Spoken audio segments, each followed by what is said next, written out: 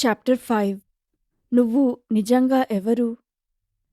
నీ జీవితంలో ఎన్నో విషయాలు ముఖ్యమైనవిగా కనిపిస్తాయి. కానీ ఒకే ఒక విషయం ఖచ్చితంగా ముఖ్యమైనది.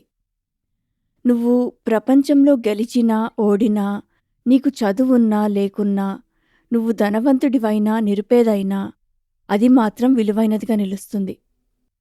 స్వల్పకాలం కనిపించి మాయమయ్యే నీ వ్యక్తిగత జీవితానికి అది అతీతమైనది. అది నీ జీవితంలో తప్పకుండా మార్పు తెస్తుంది. ప్రాపంచిక విషయాలు వ్యవహారికంగా ఉపయోగకరమయ్యుండొచ్చు.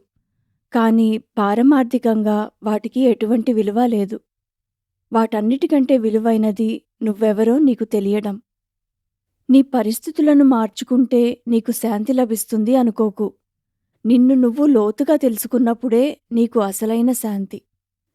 ఈ భూగ్రహం యొక్క మొత్తం దుఃఖం నేను, నాది అన్నదాని వల్లే ఏర్పడుతుంది. అదే అసలైన నిన్నును దాచేస్తుంది. నీవెవరో తెలియనప్పుడు నువ్వు మనస్సుతో చేయబడిన ఒక ప్రత్యామ్నాయాన్ని పట్టుకునుంటావు. అదే భయాలతోనూ, అవసరాలతోనూ ఉండే నీ అహంకారం. అదే నువ్వు అనుకున్నంత వరకు దాన్ని రక్షించుకోవడం, పెంచుకోవడమే నీ ముఖ్యమైన పనిగా మారుతుంది. ఒక్కోసారి అతడు తన జీవితాన్ని పోగొట్టుకున్నాడు అని, లేదా నా జీవితం ఇలా అయ్యింది అని అనడం వింటుంటాము. జీవితం అనేది వస్తువు కాదు, పొందడానికి, పోగొట్టుకోవడానికి. నీ జీవితం అని అనడం తప్పు. నువ్వే జీవితం. జీవితమే చైతన్యం.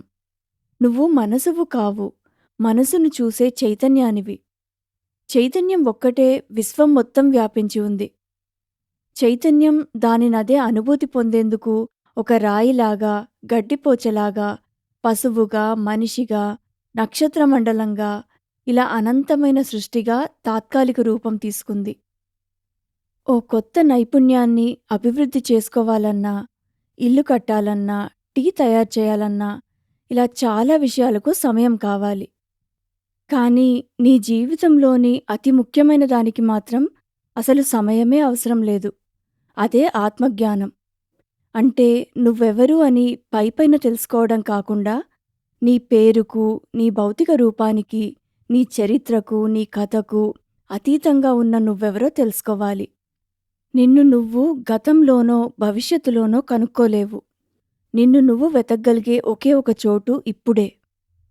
చాలా వరకు ఆధ్యాత్మిక అన్వేషకులు భవిష్యత్తులో ఆత్మసాక్షాత్కారం కోసం ఎదురుచూస్తారు. అన్వేషణ అనేది భవిష్యత్తును సూచిస్తుంది.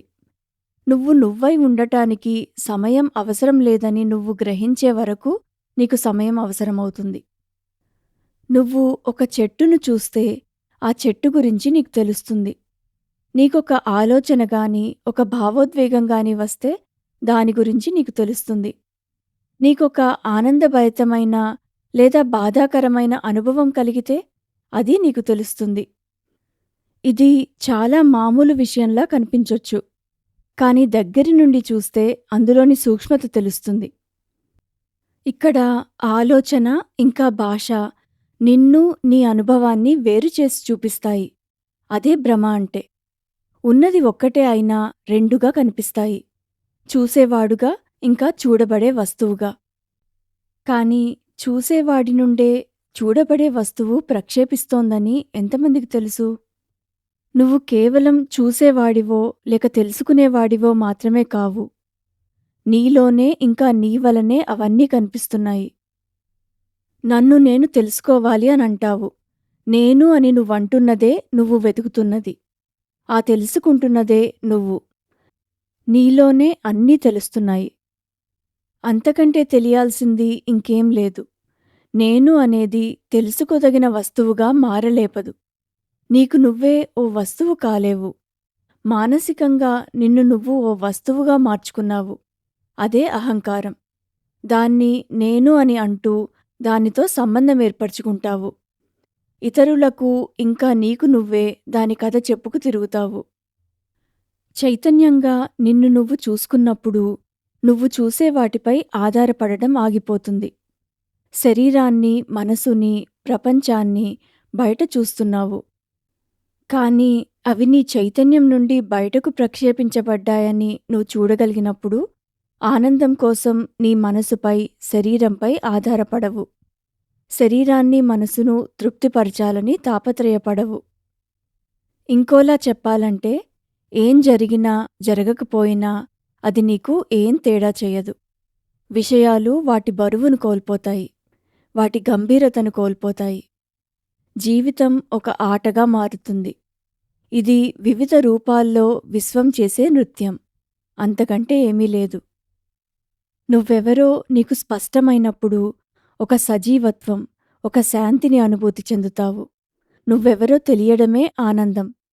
ఉన్నాను అన్న అనుభూతి యొక్క ఆనందం. జీవం ప్రపంచంగా అవతరించకముందు అది శుద్ధ చైతన్యమే.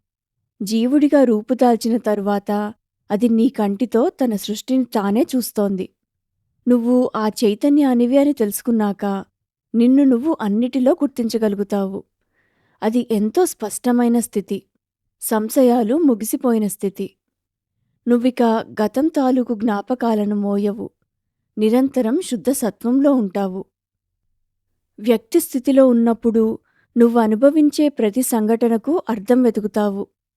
అనుభవాలకు అర్థం వెతకకుండా వాటిని కేవలం చూసినప్పుడు నీకు ఆ చైతన్య స్థితి యొక్క స్ఫురణ ఉంటుంది. కోరిక ఇంకా భయం రెండూ నువ్వు నిరంతరం సంపూర్ణమై ఉన్న చైతన్యానివని చూడనివ్వకుండా కప్పేస్తాయి. నీ ఉనికి ఇప్పుడే, ఇక్కడే సంపూర్ణమయ్యుందని గ్రహించు.